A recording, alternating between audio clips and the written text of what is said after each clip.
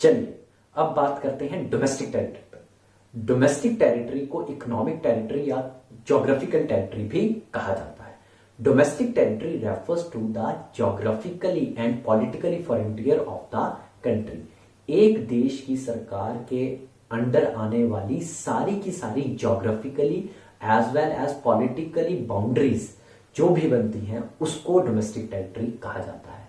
आपने इंडिया का मैप तो देखा ही होगा। इंडिया के मैप के अंदर आने वाली जितनी भी जमीन, जितने भी पॉलिटिकल अफेयर्स के अंदर आने वाला एरिया, जितनी भी हवा पानी, सब इंडियन गवर्नमेंट के हक के अंदर, जो जुडिफिकेशन के अंदर, जो उनके कंट्रोल के अंदर, जो उनके ऑपरेट करने के दायरे के अंदर आती है, वो इंडिया की डोमेस्टिक टेरिटरी होगी। डोमेस्टिक टेरिटरी में पूरा का पूरा एक देश का कंट्रोलर हिस्सा जो गवर्नमेंट के हाथ में होता है उसे डोमेस्टिक टेरिटरी कहा जाता है। डोमेस्टिक टेरिटरी की कुछ एक्सेप्शंस भी हैं।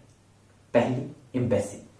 कोई भी एम्बेसी अगर हमारी देश के अंदर, फॉरेनर्स की कोई भी एम्बेसी है, वो हमारे देश के अंदर होकर भी डोमेस्टिक टेरिटरी का पार्ट नहीं है। ऐसे ही हमारे देश की कोई भी एम्बेसी अगर फॉरेन में है तो वो हमारी डोमेस्टिक टेरिटरी का पार्ट होगी, चाहे वो हमारी ज्योग्राफिकल बाउंड्रीज के अंदर आए या ना आए।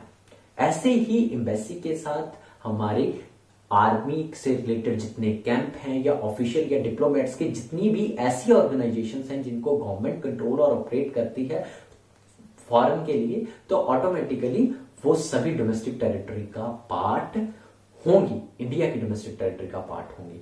एग्जाम्पल के लिए अगर इंडिया की embassy America, Australia, China, Japan किसी भी कंट्री में है, वो इंडिया की डोमेस्टिक टेरिटरी का पार्ट है। और रिवर्सली अगर चाइना की, अमेरिका की, जापान की एम्बेसी इंडिया में है तो वो इंडिया की डोमेस्टिक टेरिटरी का पार्ट नहीं होगी। दूसरी एक्सेप्शन है इंटरनेशनल ऑर्गेनाइजेशन की। इंटरनेशनल ऑर्गेनाइजेशन जैसे WTO, WHO, ICC, फीफा, बहुत सारी इंटरनेशनल ऑर्गेनाइजेशंस हैं जिनके ऑफिस डिफरेंट डिफरेंट कंट्रीज में है। इंटरनेशनल ऑर्गेनाइजेशंस को कभी भी किसी भी डोमेस्टिक टेरिटरी का पार्ट नहीं माना जाएगा, उन्हें इंटरनेशनल टेरिटरी का पार्ट माना जाएगा। कभी भी कोई भी इंटरनेशनल ऑर्गेनाइजेशन किसी भी देश की डोमेस्टिक टेरिटरी का पार्ट नहीं होगा। तीसरी एक्सेप्शन, अगर हमारी कंट्री द्वारा कहीं भी एक्सेसिव राइट का यूज होता है, एग्जाम्पल के तौर पे हमारे देश में, हमारे देश के पास इंडियन ओशियन है, तो इंडियन ओशियन एक इंटरनेशनल ओशियन है, लेकिन हमारे देश के पास उसमें से फिशिंग या माइनिंग करने का अधिकार, एक्सक्लूसिव राइट बनता है, क्योंकि हमारा देश उसके ज्योग्राफिकली सबसे पास है। इसलिए इस तरीके की अगर कोई एक्सेप्शन आएगी, अगर हमारा कोई इंडियन पर्सन इंटरनेशनल ओशियन में या इंटरनेशनल या इंडियन ओशियंस में काम करता है, तो भी हमारी डोमेस्टिक टेरिटरी का पार्ट होगा। इसके बेसिस पे हम आज कुछ क्वेश्चंस देखते हैं जो भी हमने अभी समझे हैं डोमेस्टिक टेरिटरी को अच्छे से समझने के लिए। आपके सामने टेस्ट योरसेल्फ आ रहा होगा, देखिए पहले क्वेश्चन पढ़ेंगे फिर उनके आगे फर्दर क्लासिफिकेशन देखेंगे। Which of the following are covered under the domestic territory of India? हमें देखना है क्या चीज इंडिया की डोमेस्टिक टेरिटरी के अंदर कवर होती है, वो बताना है। पहला, an Indian company in London.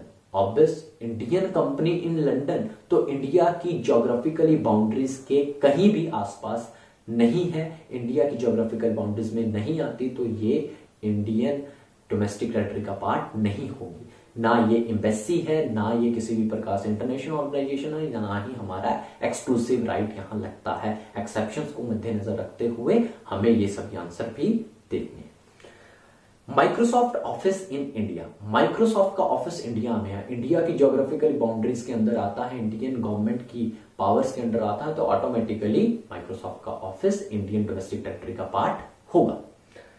Company in India owned by a Japanese. Owner कोई भी हो, इंडिया में है ना कंपनी, तो ऑटोमेटिकली इंडिया की डोमेस्टिक टेरिटरी का पार्ट होगा, उसका ऑनर कोई भी हो। Office of the Reliance Industries in New York. Reliance India की कंपनी है लेकिन उनका ऑफिस न्यूयॉर्क में है। अगर न्यूयॉर्क में ऑफिस है तो यूएसए की डोमेस्टिक टेरिटरी का पार्ट है, इंडिया की डोमेस्टिक टेरिटरी का पार्ट नहीं होगा, भले ही वो इंडियन कंपनी।